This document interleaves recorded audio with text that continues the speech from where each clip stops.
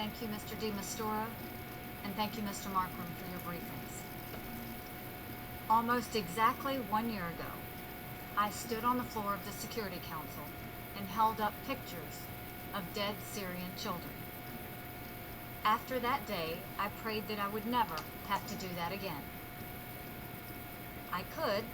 There are many truly gruesome pictures. Many of us have worked hard to ensure that one day we would not have to see images of babies gassed to death in Syria. But the day we prayed would never come has come again. Chemical weapons have once again been used on Syrian men, women, and children. And once again, the Security Council is meeting in response. This time, I'm not going to hold up pictures of victims. I could. There are many, and they are gruesome. Worse are the videos imprinted in our minds that no one should ever have to see.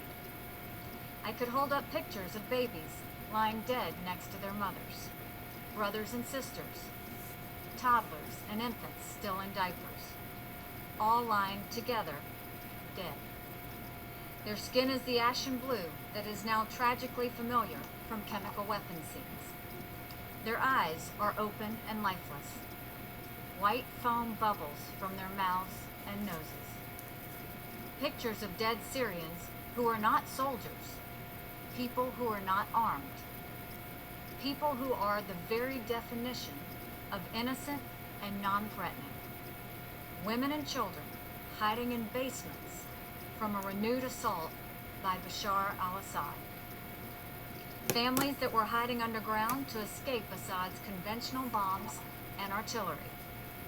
But the basements that Syrian families thought would shelter them from conventional bombs were the worst place to be when chemical weapons fell from the sky. And Saturday evening, the basements of Douma became their tombs. It's impossible to know for certain how many have died because of access to Douma is cut off by Assad's forces. But dozens are dead that we know of, and hundreds are wounded. I could hold up pictures of survivors, children with burning eyes, choking for breath. I could hold up pictures of first responders washing the chemicals off of the victims, putting respirators on the children. First responders walking through room after room of families lying motionless with babies still in the arms of their mothers and fathers. I could show pictures of a hospital attacked by the chemical weapons. I could show pictures of hospitals struck by barrel bombs following the chemical attack. Ambulances and rescue vehicles have been repeatedly attacked, maximizing the number of dead civilians. Civil defense centers have been attacked in order to paralyze the medical response, to increase the suffering of the survivors. Who does this? Only a monster does this. Only a monster targets civilians and then ensures that there are no ambulances to transfer the wounded, no hospitals to save their lives, no doctors or medicine to ease their pain. I could hold up pictures of all of this killing and suffering for the council to see.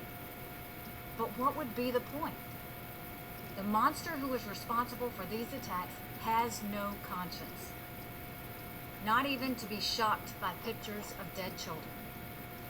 The Russian regime, whose hands are all covered in the blood of Syrian children, cannot be ashamed by pictures of its victims. We've tried that before. We must not overlook Russia and Iran's roles in enabling the Assad regime's murderous destruction. Russia and Iran have military advisors at Assad's airfields and operation centers. Russian officials are on the ground helping direct the regime's Starve and Surrender campaign, and Iranian allied forces do much of the dirty work. When the Syrian military pummels civilians, they rely on the military hardware given by Russia. Russia could stop this senseless slaughter if it wanted, but it stands with the Assad regime and supports without any hesitation. What's the point of trying to shame such people? After all, no civilized government would have anything to do with Assad's murderous regime. Pictures of dead children mean little to governments like Russia, who expend their own resources to prop up Assad. And this council, which saw these pictures last year, has failed to act because Russia has stood in its way every single time. For a year, we've allowed Russia to hold the lives of innocent Syrians hostage to its alliance with the Assad regime. This allowed Russia to also weaken the credibility of the United Nations. We are quick to condemn chemical weapons in the Security Council, but then Russia prevents any action, vetoing 5 resolutions on this issue alone, 11 vetoes altogether to save Assad. And our lives go on as usual. The Council created the Joint Investigative Mechanism.